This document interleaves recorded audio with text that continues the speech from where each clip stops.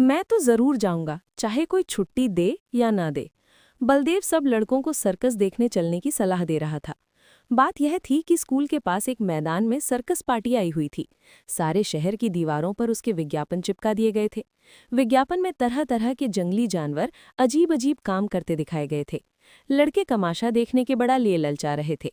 पहला तमाशा रात को शुरू होने वाला था, मगर हेडमास्टर साहब ने लड़कों को वहां जाने की मनाही कर दी थी। इश्तिहार आकर्षक था।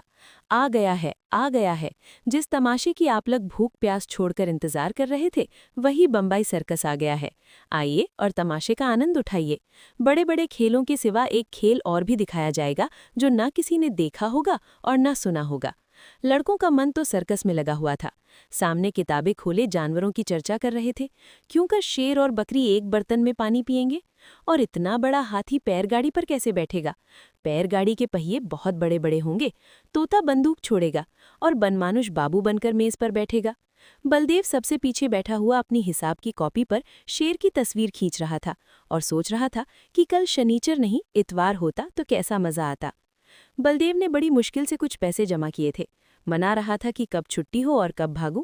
हेडमास्टर साहब का हुक्म सुनकर वो जामे से बाहर हो गया। छुट्टी होते ही वो बाहर मैदान में निकल आया और लड़कों से बोला, मैं तो जाऊंगा, जरूर जाऊंगा, चाहे कोई छुट्टी दे या ना दे।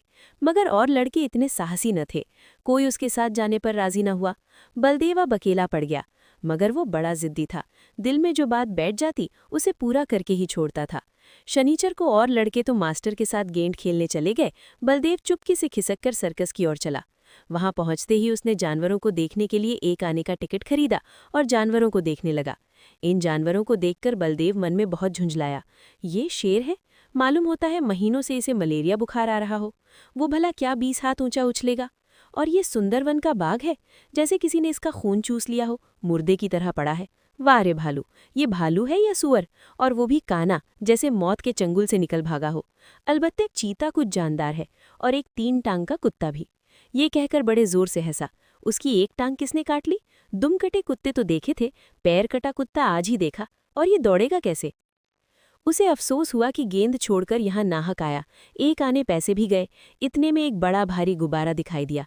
उसके पास एक आदमी खड़ा चिल्ला रहा था, आओ चले आओ, 4 आने में आसमान की सैर करो। अभी वो उसी तरफ देख ही रहा था कि अचानक शोर सुनकर वो चौंक पड़ा। पीछे फिरकर देखा तो मारे डर के उसका दिल कांप उठा।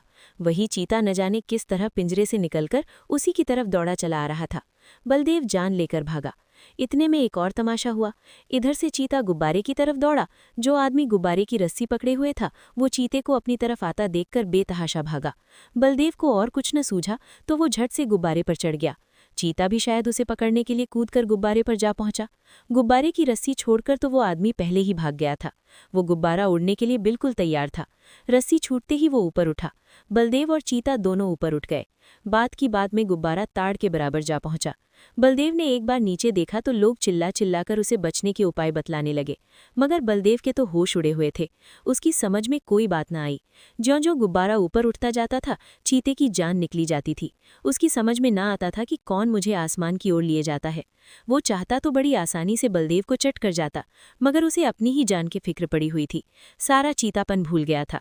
आखिर वो इतना डरा कि उसके हाथ पांव फूल गए और वो फिसलकर उल्टा नीचे गिरा। जमीन पर गिरते ही उसकी हड्डी पसली चूर चूर हो गई। अब तक तो बलदेव को चीते का डर था, अब ये फिक्र हुई कि गुब्बारा मुझे कहाँ लिए जाता है। वो एक बार घंटाघर की मीनार पर चढ़ा था। ऊपर से उसे नीचे के आदमी खिलौनों से और घर घरौंदों से लगते थे, मगर इस वक्त वो उससे कई गुना ऊंचा था। एकाएक उसे एक बात याद आ गई।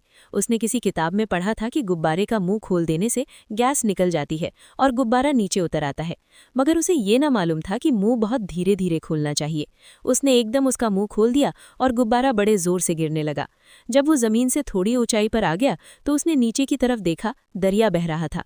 फिर तो वो रस्सी छोड़कर दरिया में कूद पड़ा और तैरकर निकल आया।